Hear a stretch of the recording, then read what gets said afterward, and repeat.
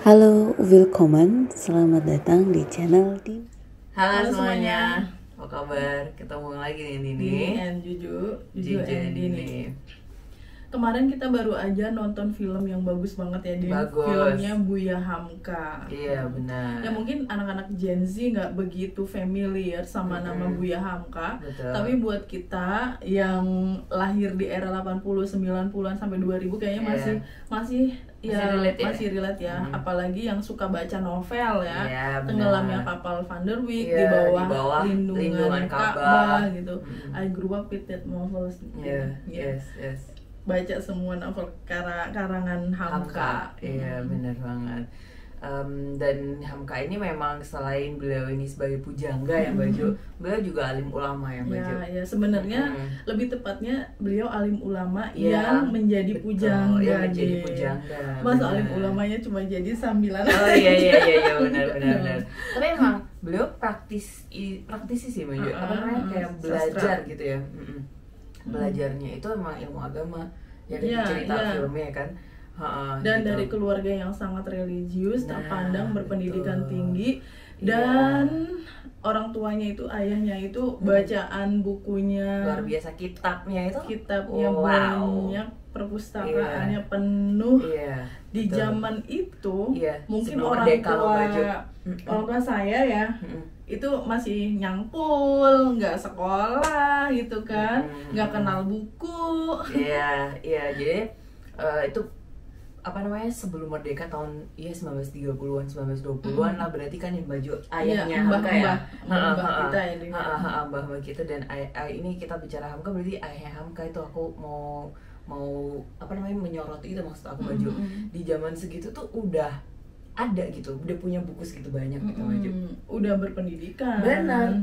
Di zaman itu kan buta huruf di mana? Iya, orang buta huruf di mana-mana. Iya, jangan kan baca, makan aja susah gitu kan ya Baju pada saat itu. Untuk belajar tuh nggak ada aksesnya gitu, Benar. kayaknya sulit kalaupun ada. Iya, Hanya iya. kalangan tertentu yang bisa mengakses buku, yang bisa sekolah, Yang apalagi bisa sampai baca, ke luar betul. negeri. Iya, that's a really big deal ya Baju pada saat itu. Nah, Buya Hamka ini singkatan apa, Din? Iya, Haji Abdul Malik Karim Amrullah. Iya, gitu.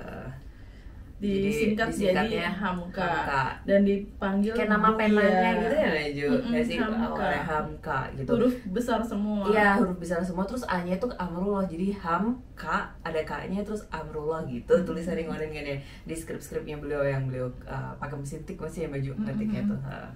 Ya kayak gitu. Dan dipanggilnya Terus juga, Buya. Buya, Tadi panggilan betul. untuk pemuka Alim agama ulama, iya. di Minangkabau ya, Din ya, suku Minangkabau. Iya, dan Berasal dari bahasa Arab yang artinya ayah. ayah. Benar. Dan tadi kalau misalnya kita samain kalau di Jawa itu untuk panggilan alim ulama itu kan anak kiai panggilannya Gus ya Baju. Iya, ada Gusnya anak kiai. Kamu anak Gus Baha. kiai juga, Din. Oh iya Kiai Imran. Ngapa di sini tuh bapak gue mah apa guru bapak gue mah Baju. Keren loh, guru Iya. loh.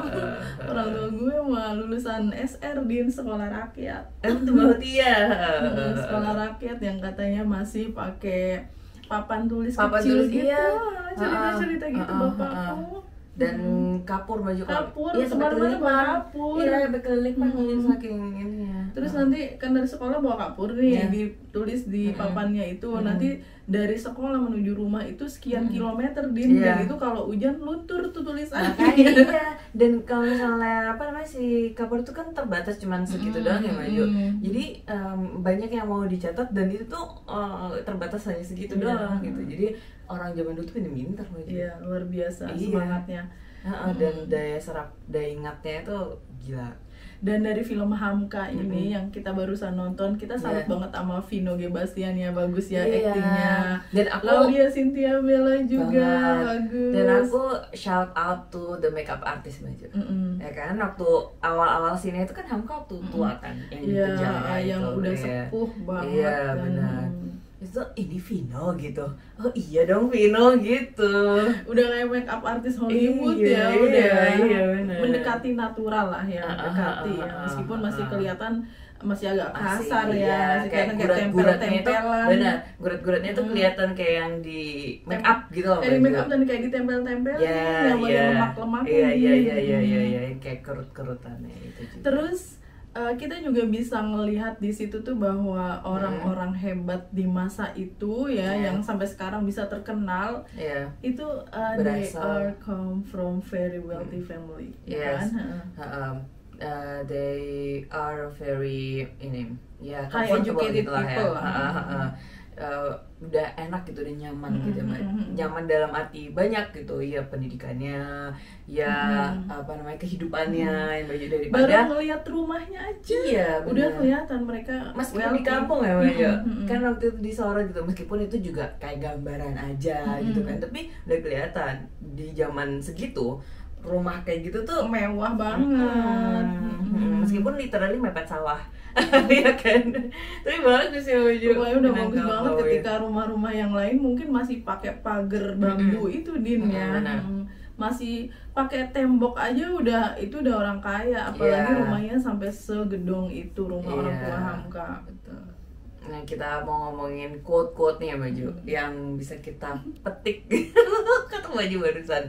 Nggak, tapi aku juga bacanya itu dari Instagram Vino Baju. Jadi Vino tuh promonya itu kayak quote-quote-nya Hamka tuh ditulis-tulis gitu di postingan Instagramnya Vino. Tapi pas di filmnya kan juga kita nangkep beberapa quote-nya bagus banget ini dalam ini gitu.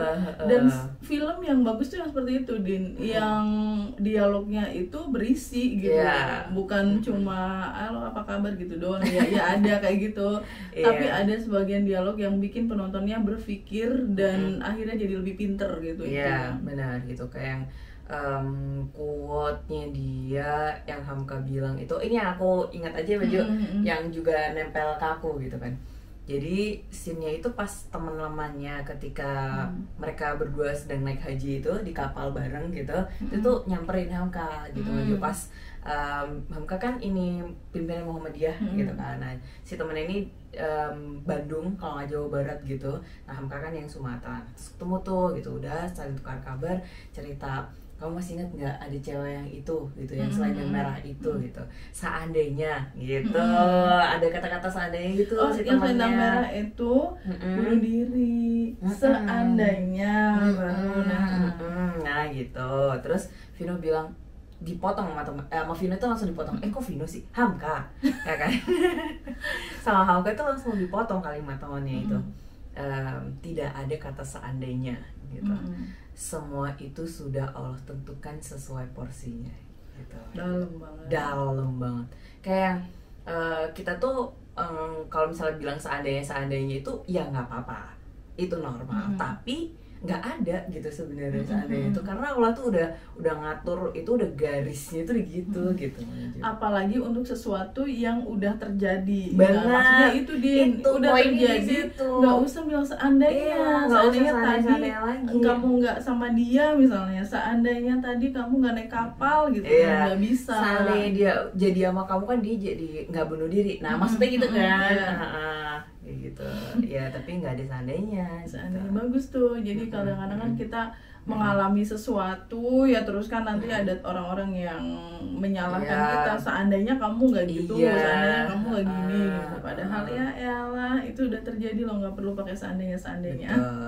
Dalam Islam perbudakan yang paling kejam itu adalah kebodohan di antara semua perbudakan gitu. Ya, pada saat itu memang scene itu lagi ini Muhammadiyah itu diserang. Jadi itu kayak pendidikan dan semuanya itu akhirnya nggak bisa jalan, nggak bisa berkembang gitu Baju. Nah terus Hamka nyemangatin Hamka itu kayak bawahan-bawahannya itu dengan kata-kata itu.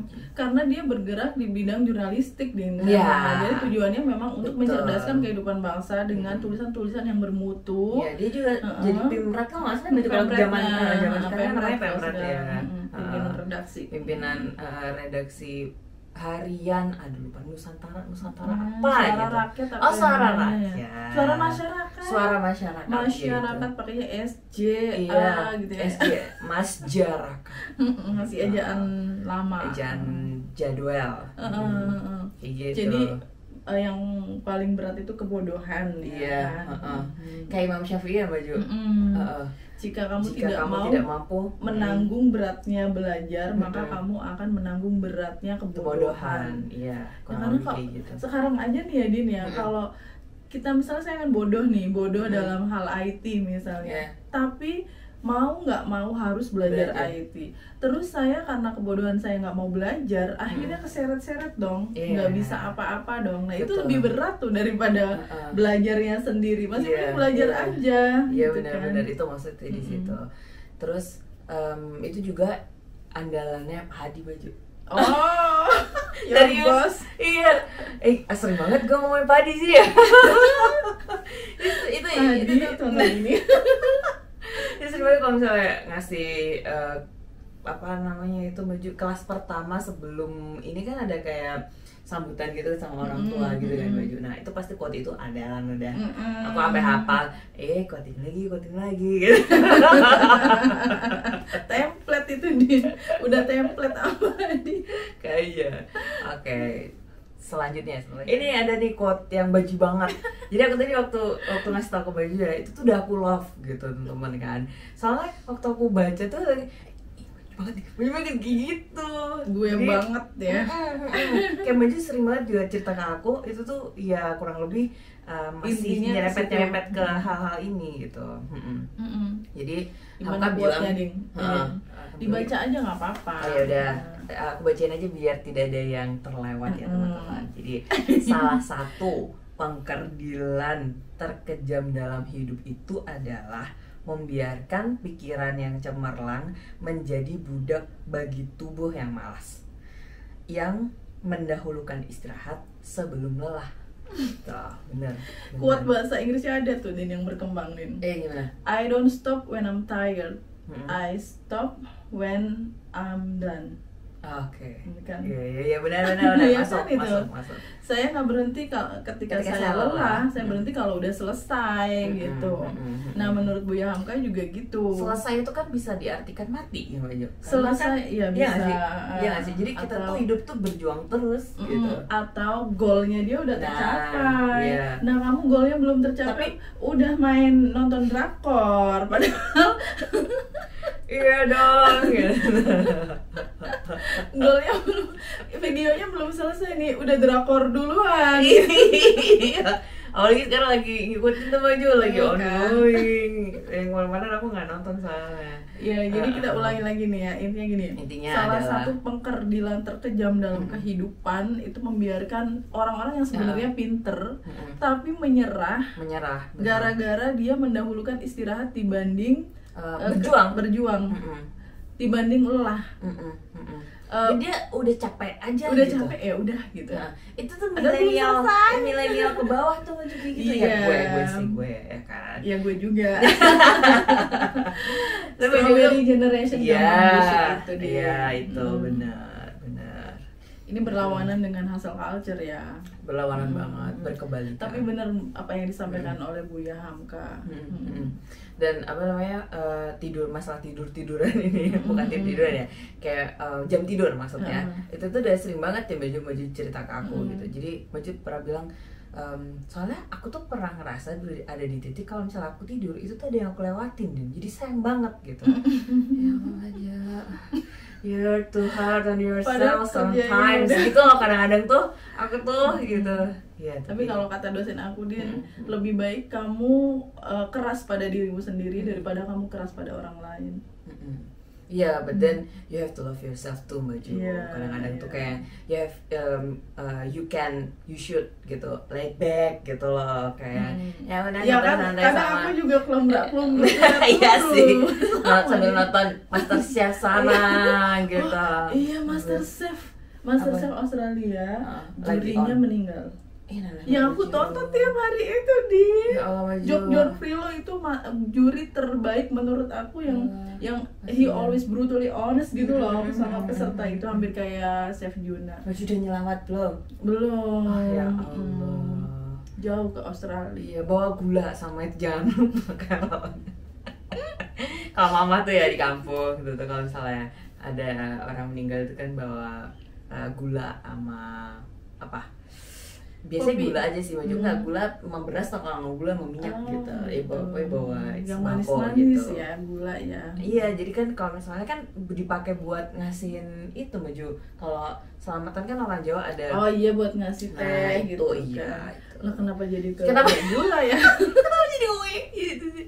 Nah, ada lagi yang maju banyak quote-nya yang kita tadi ambil yang relate banget gitu ya maju. Selanjutnya itu gimana maju? Sehebat apapun manusia. Quote-nya. Iya, quote-nya. Sehebat apapun manusia pasti akan menyerah pada usia ya. Benar. Iya, jadi menyerah usia juga pada usia. Iya betul. Usia itu memang nggak bisa dipungkiri. Nggak bisa dibohongin. Gak bisa, udah deh. Kamu tahu Madonna kan, secantik apa dan dengan botox, dengan facelift apalah, tetap aja umur nggak bisa dibohongin gitu. Meskipun kayak misalnya dia masih terlihat muda, masih kenceng, masih apa, tapi dia pasti gampang capek. Iya, beda sama yang masih anak sekarang ya kan, masih muda-muda. Iya, yang umur 20-an, 30-an beda tenaganya kayak gitu. Itu pasien yang menurut aku ini juga sih, apa namanya, kayak set gitu aja. Soalnya dia ke ayahnya, nuntun ayahnya yang pada ketika ayahnya muda, ayahnya itu kayak dalam tanda kutip jahat gitu baju, kayak keras gitu ya keras ke Hamka gitu. Jadi kayak ya Allah gitu. Emang kalau misalnya kasih sayang anak sama orang tua itu emang nggak bisa ya baju. Betul. Oke, quote selanjutnya. Dakwah itu tidak harus selalu disampaikan melalui ceramah atau mimbar-mimbar di masjid atau musola gitu. Iya, betul. Tapi bisa juga disampaikan, dakwah itu bisa disampaikan melalui roman-roman, novel, karya sastra, betul, kayak gitu. Nah justru itu yang bisa lu dapat maju, lebih jujur. Iya benar, dan lebih jujur. Karya seni itu lebih jujur dibanding buku sejarah. Ya kan, kalau katanya dosen saya sih gitu. Iya, dan si Bella itu siapa namanya? Dia Cynthia Bella. Siti istrinya Hamkanya yang Siti Raham itu bilang ke Hamka sendiri maju.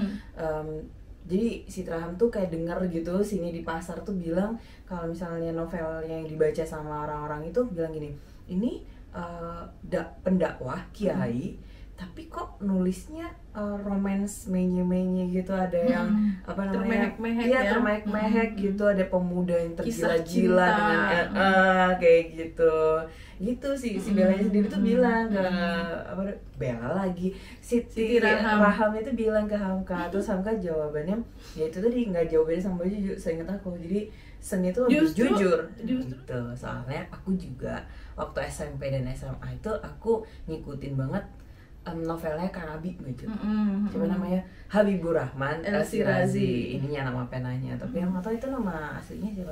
Jadi di situ tuh tulisannya Islam banget, banyak banget ininya baju, dan tetap bisa kita tauhid gitu. Iya banget. Aku kan baca novel banget soal kayak baju gitu, terus kayak wow bagus ya gitu. Dari situ aku terbersit, aku pengen mondok baju setelah baca itu. Kamu ya gitu. Tapi ya cuman mondok sangat doang, gitu. Gak apa-apa, yang penting kan udah ada niatan pengen jadi orang soleha gitu kan. Kayak gitu. Iya, jadi memang karya seni itu akan bicara lebih jujur, lebih lantang dan lebih bisa diterima biasanya dibanding buku-buku yang serius yang gitu ya, belum tentu orang mau baca juga kan. Makanya kalau buku seni, buku sastra diselipi dengan dakwah, dengan nilai-nilai kehidupan, nilai-nilai agama yang baik itu lebih kena gitu. Iya gitu, apalagi tujuannya itu milenial dan ini ya baju anak itu, muda anak muda itu lebih ini banget. Kayak misalnya lewat karya seni itu.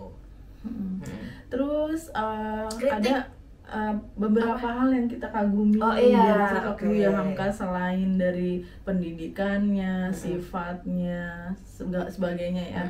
Ada beberapa yang kita menyebutnya apa ya, kayak waktu beliau itu ngasih ceramah di langgar-langgar gitu. Mau dibayar tuh nggak mau. Padahal dikasih kompensasi gitu ya. Waktu itu keuangannya lagi lagi low banget, lagi baru punya pindah pemasukan. Baru pindah itu dari Makassar ya, waktu nggak salah. Terus memulai hidup baru dari nol gitu kan. Terus juga sempat ditutup ya itunya ya, di bredel korannya. Masyarakat itu apa namanya, suara masyarakat. Iya, korannya dia. Itu jadi lagi butuh duit banget gitu. Tapi begitu dikasih uang dari masyarakat yang mendengarkan dakwahnya, Buya Hamka itu menolak. Karena menurut dia itu ilmu, itu dakwah, saya nggak berhak untuk menerima uang. Kalau misalnya mau ngasih uang, biar saya menjual buku-buku saya gitu. Saya tukar aja ya gitu. Saya tukar aja uangnya dengan buku-buku karya saya. Benar gitu. Luar biasa itu banget. Terus Buya ditambahin gini Mbak Jo, saya itu dipercaya untuk bisa ngasih ceramah aja itu saya udah seneng gitu. Soalnya pada saat itu kan Buya di ini ya Mbak Jo, abis di fitnah yang yang itu jadi kan anteknya Jepang. Itu jadi kayak yang ya Allah tulus banget ini orang gitu ya Mbak Jo. Terus Bella lagi Siti Raham. Siti Raham itu bilang ke suaminya lagi, ke Hamka lagi, udah berarti besok kalau misalnya ceramah lagi bawa buku aja gitu. Terus sambil jualan buku. Terus Hamka bilang, iya masalahnya di daerah sini itu tuh yang banyak bisa yang baca itu tuh dikit ya. Banyak yang buta huruf gitu. Gitu, tapi emang luar biasa ya Mbak Jo kalau misalnya diingat-ingat lagi perjuangan orang-orang zaman dulu gitu. Dan itu juga sekaligus menampar para pemuka agama yang mungkin ya dia suka pasang tarif gitu kan. Iya benar. Buya Hamka nggak mau dibayar, boro-boro pasang tarif gitu. Iya padahal ilmunya udah Masya Allah, udah nggak tahu deh biasa. Gitu. Terus ada hal lagi yang kita kagumi dari sosok Buya Hamka itu. Beliau menolak poligami. Oh my god, aku jadi lupa poin itu. Iya, ada scene-nya ya Mbak Jo. Jadi waktu masih di Makassar, itu tuh ada bapak-bapak tiba-tiba datang ke kantor Buya ya Mbak Jo. Ngajak anaknya, iya si cewek itu bilang, muda cantik, pintar. Iya, masih muda cantik, bilangnya kalau ini udah siap dipersunting untuk menjadi istri kedua. Gitu si ayahnya ya Mbak Jo bilangnya kurang lebih. Terus sampai Buya tuh saking apa Mbak Jo, kupuh bahasa Jawanya. Gugup itu bilang, tas saya masih ketinggalan di sana, saya mau kesana dulu ya, padahal tasnya dibawa. Itu emang sengaja si Buyanya mau kabur, bener, kayak untuk menghindari percakapan ini lebih lanjut gitu. Tapi terus akhirnya si cowoknya tahu, terus si tas yang dibawa meja itu dianterin ke Buya, akhirnya Buya ngobrol beneran gitu. Dan malah dinasihatin. Iya, malah dinasihatin. Gimana Mbak Jo? Ya pokoknya dia nggak bisa adil lah kalau misalnya ya mungkin orang lain bisa poligami karena mereka menganggap mungkin mereka bisa adil. Kalau saya belum tentu bisa adil, jadi dia nggak bisa untuk melakukan itu. Ditambahin Mbak Jo aku ingatnya, karena yang maha adil itu hanya Allah gitu. Betul sekali. Saya belum bisa sama sekali, belum gitu. Terus untuk kritik sendiri di film Buya Hamka ini sebenarnya nggak banyak ya Din ya. Banyak. Kita sempat lihat-lihat emang jilbabnya Laudia Cynthia Bella seperti itu ya. Kayak modelnya itu model modern meskipun jilbabnya itu jilbab jadul banget gitu. Bahannya bahan jadul. Masih ada kayak rajutan-rajutannya di pinggir gitu. Ternyata di Minangkabau, di Makassar, gaya jilbabnya seperti itu. Iya dong. Kita lihat tadi waktu lihat ya fotonya Buya Hamka dengan Siti Raham. Ternyata memang jilbabnya seperti itu. Saya pikir itu jilbab anak sekarang deh. Iya, ternyata enggak. Kayak berarti benar banget teorinya kalau mode itu adalah berputar betul, tidak ada yang baru. Iya, cuma ditambah dikit-dikit doang. Paling kritik selanjutnya ada satu lagi ya Din ya. Ini nggak minor sih. Kurang nggak begitu. Kayak kurang temen dikit. Iya.